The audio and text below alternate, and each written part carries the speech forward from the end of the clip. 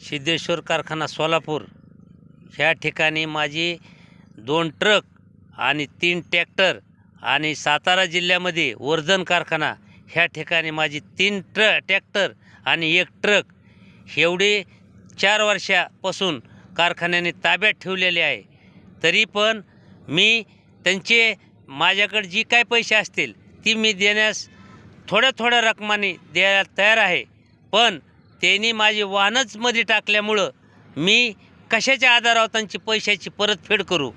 ह्याच्यासाठी मी माझ्या जीवनाला तिगून गेलेलो आहे। मला आता आत्महत्या केल्याशिवाय पर्याय नाही।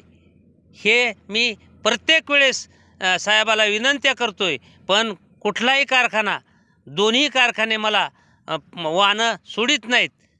ह्या कारणास्तव मी त्यांनी जर माझी वाहनं सोडले तर त्यांचे पै ना पै भरायला मी तयार आहे, पण ती माझी वाहनं जोपर्यंत सोडित नाहीत तोपर्यंत माझ्या जीवाला जर काय बरं वाईट झालं तर 2 कारखाने त्याला सर्वस्व जिम्मेदार राहतील।